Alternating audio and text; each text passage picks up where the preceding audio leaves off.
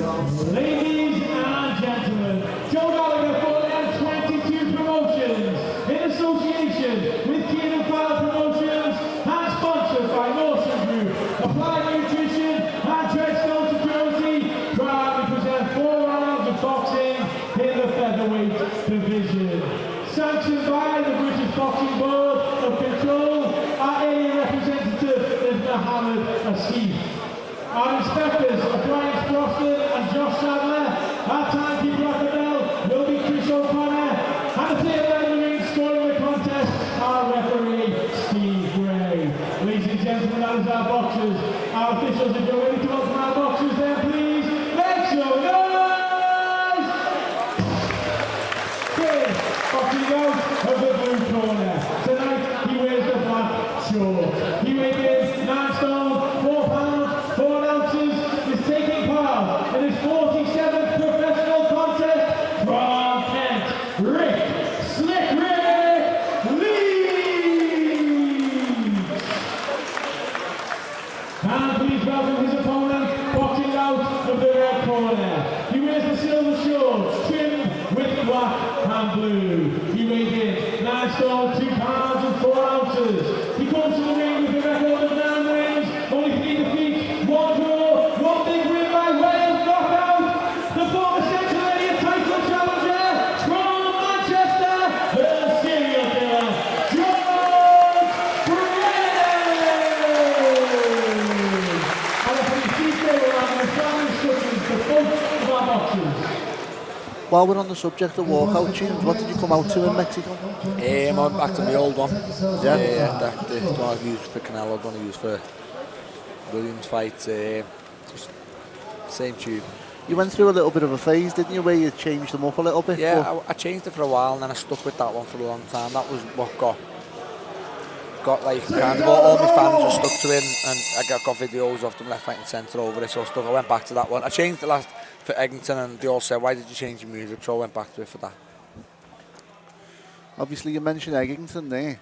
He had a good win on Thursday night in Italy himself, didn't he? Yeah, he did. Yeah, good win back against, number 5 ranked IBF fighter, so he's back in the mix with people. I seen Cheeseman calling him out, so I thought, it's good for Eggington. Cheeseman's got a good fight against Fitzgerald, hasn't he? Yeah. In a couple of weeks' time. Oh, nice start here from Brennan. Only trouble with George Brennan is he's a Man City fan. Yeah. For those Liverpool fans, not too good.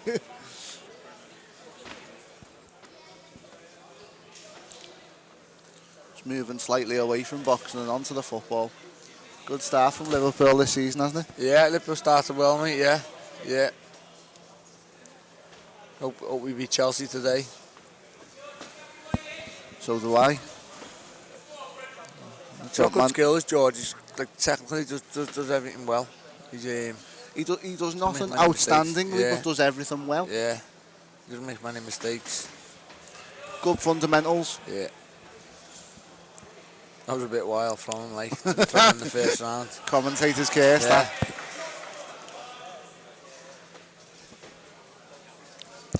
I've seen Ricky Leach on the circuit for a good number of years. He's out every week. Gives lads good tests, doesn't he? Yeah, he will. He'll always give a good test. Obviously, they know to handle themselves now, and they'll know how to survive. I think, like I said, George will do well to get Ricky out of here. Speaking to Stephen earlier on, and Stephen said the exact same thing. You get some lads some journeymen that come and have a go, and then you get lads that try to survive. Yeah, and I think everyone has a fighter would want someone to come and have a go, because when you have a go, you make more mistakes and you leave more gaps, and that's what fighters want to do. Fighters want to pick holes and find gaps and manoeuvre the way around the fight, and we don't want someone to just come in and stand there. You might as well go and do 6 rounds on a punch bag. You know what I mean? They're tough enough to survive, and you don't want to be just standing there because the crowd get bored. I've just noticed your Callum at ringside. Yeah, just turned up. Callum, Stephen just come in. Stephen's been here a while, sorry, Callum just came in now, late as usual. There's a shock, Callum and lateness. Never known him to be early for anything. Yeah, I know.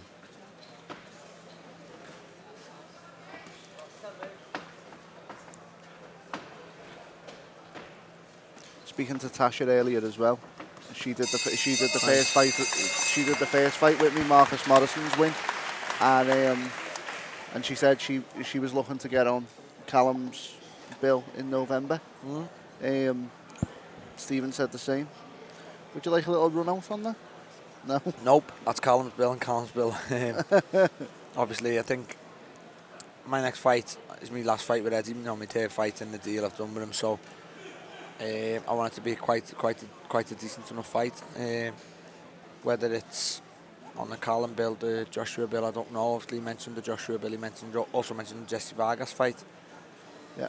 It's gone quiet at the moment, but we'll wait and see. I'm sure I'm home from Vegas now. I'll have my management team, MTK, on it, and they'll come up with something in the next week. Has that Vargas fight one that whet your appetite? Definitely, it's one that I want, but I just think Eddie might have held back on that now, because I think he might hold back on that for Anfield. I think that'll happen on Anfield. In May or June next year? May, yeah.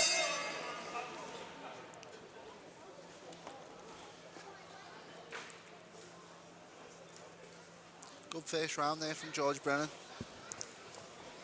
Yeah, I think he's going to step it up now. He started bringing the left hook to body and the left uppercut, so I think he'll probably try and go through the gears now. I think he knows Ricky Leach probably come to survive. So was the first round just about seeing what Ricky Leach was going to throw back? Do you think? Yeah, and then obviously now it depends what he throws back. Could be depending on George's rhythm now. George takes it up a notch. He's got to fight back or he gets stopped.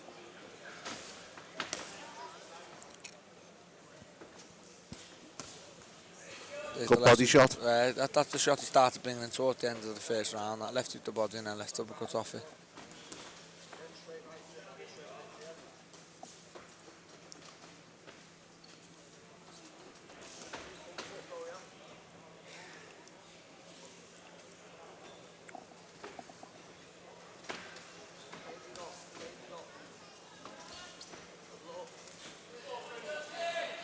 Good advice from the Brennan corner there to double those shots up. Yeah, and I think especially when you've got Leach leaning back, if you keep watching Leach's rhythm, once Brennan jabs, he always leans the same way, he just does a layback. So I think if you double that up, he doesn't move his feet back with it, so obviously the second jab will always land. Yeah.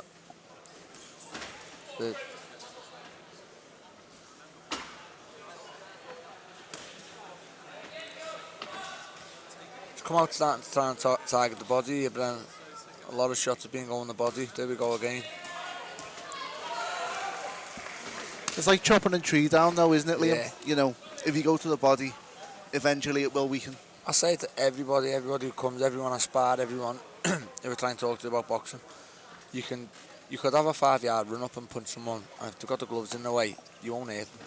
Yeah. But if you find a gap at 70%, it hurts. Believe me, it hurts. And you know, that's what fighters have got to do. You've got to find gaps. You can't just keep punching away at a guard or punching away at, like, you know, a glove. Yeah. You've got to find gaps. Nice comeback there from Ricky Leach. Showing a little bit of ambition here now, isn't he? Yeah, he is. Same man's also got an LFC badge on his leg.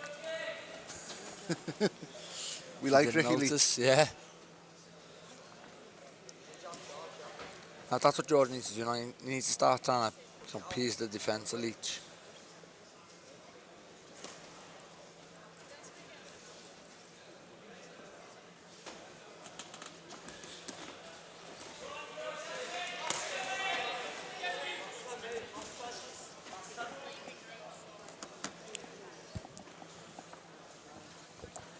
I've been putting a shift in this weekend. Second show of the weekend for me, this. Is it, yeah? Where else have you done, mate? I was in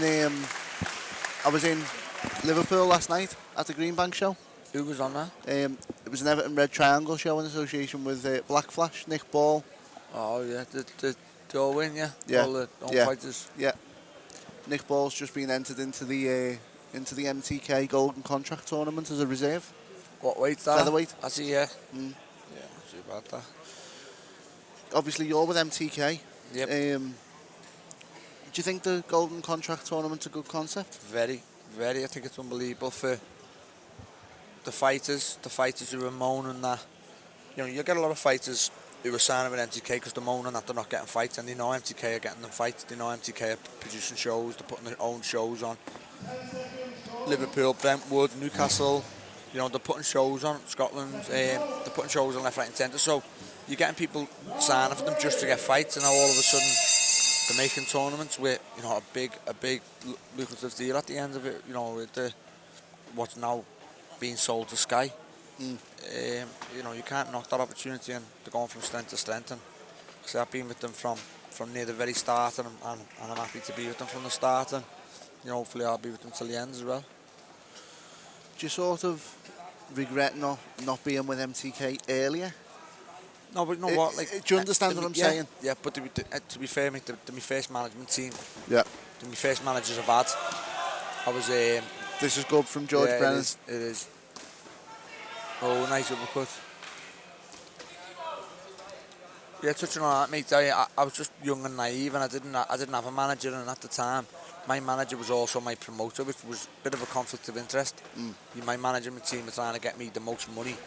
My promoter's trying to pay me the least he can, but mine was both the same man. So the minute I left that and I signed with MTK, I thought, wow, I should have been this from the start. But you know, when I started, MTK weren't a thing. Yeah.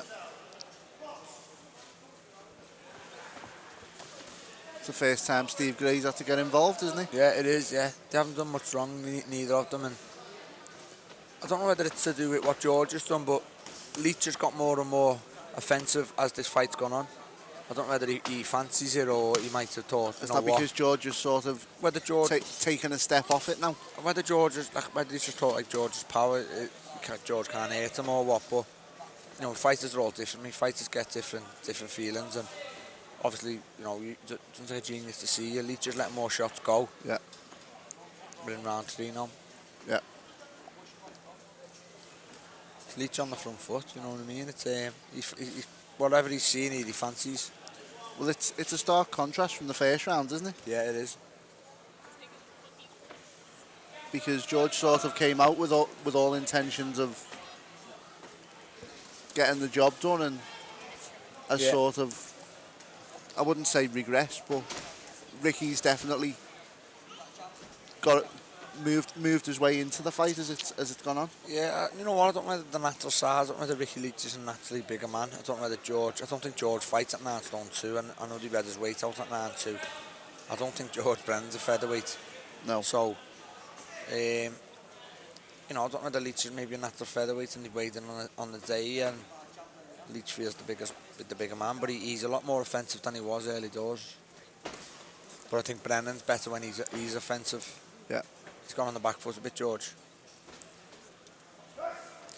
Going on the back foot sort of presents Ricky with the openings to throw shots, doesn't it? No, but you know, for a prospect to go on the back foot against, you know, I don't mean to be disrespectful. Against the journeyman, yeah. You've got to, the journeyman's got to come forward, or it does make a show here a little bit, and the fight becomes dead and the crowd becomes dead. Yeah. So you've got to be clever in what you do with it, but if George moves on the back foot, Ricky's got to come forward.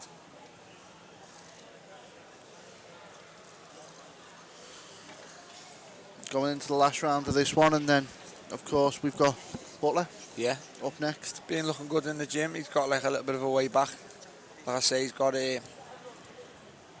He knows doors are going to open. I'm sure he's 3 in the IBF, Paul. I might be wrong. I think he's 3 in the IBF, 1 and 2, or 1's vacant, something like that. You know what I mean? And he's got very good rankings, so he's I say whether he gets a mandatory shot at a new way or whatever, he's in a good position. He's in a very good position. Yeah. But it's like anything. When Paul went in with Tete, it was a good fight. It was a good fight. Yeah. But Tete's special. Yeah. Inoue is also very special. Yeah. Rodriguez was special. Paul just never seems to have any luck. No, but like, you know, I've seen him witness that along the lines with my brother Stephen. He's had 2 cracks at world titles, and both fighters produced career best performances against him in Pedraza and Jason Souza. But you know, with Butler, Tete was a very good fighter and went on to be a very, very good fighter. Rodriguez, very good fighter, but you know, obviously there was no secret Paul had a terrible camp, and obviously failed weight. He had a lot of issues, a lot of problems, which you can say excuses all you want. You know, it was plain to see. You know, he lost the fight with no excuses, but no excuses in the fight. I mean, like, you know, Rodriguez won well, but I'm sure if you'd offer Butler that fight again, he'd bite your hand off for it. Of course he would. Whereas a new way, you'd have that fight, but you go into the fight with a different sort of mindset, wouldn't you? Yeah. Leach is having a go this last round, yeah. Is that because George was on the back foot in the last round? Do you think he feels he's the bigger man? It seemed like, you know what, in his defence, when he does let shots go at George and George tries to block and, you know, dip and take the body shots, there does seem to be more noise off Leach's shot. So Leach might be the bigger man.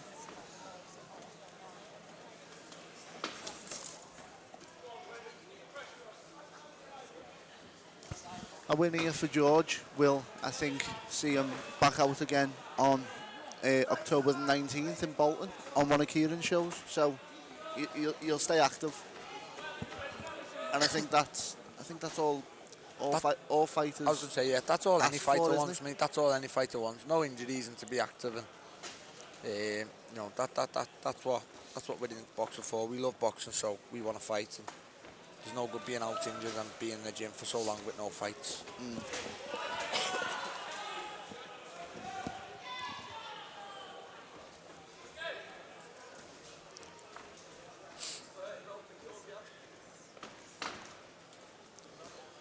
Last minute of this round. You know what? To be fair, it's been a more competitive fight than I thought it was going to be. Yeah. Obviously, there's only one winner, but I think Leach has come as a go and earns his money. You know, you get some fighters who come and just come for their money. He's come and earned his money, to be fair to him. So take your hat off to him. He hasn't come to survive. He's come to have a go. Yeah, and the type fighters who have had 40, 50 odd fights, they can come and decide after the first round what they're going to do. You know what I mean? And to be fair to him, he decided after the first round there he's going to have a go. Whereas you get somebody who think, well, no, I'll just survive. I'll see what's happening in the first round, and if I don't like it, I'll go into my shell. Yeah, that's what they do, mate. Yeah. 40-36 on Steve Gray's scorecard. Do we? Yeah. No, I don't know whether I'd give Leach a share of the third, maybe, but you know, I don't think Brennan lost the round, definitely, but I thought Leach had enough of a go in the third to maybe get a share of it. Well, we'll soon find out. We'll find out. 40-37, I'd say. Let's see if we can start calling you Mystic Meg as well. Stephen I got the last one right. The last time I commented on one of these shows, I called Darryl Sharp's fight a draw, and it was a draw. Stephen got one spot on with me before, so yeah. Let's see if it's a Smith family trait, eh? Yeah. Ladies and gentlemen,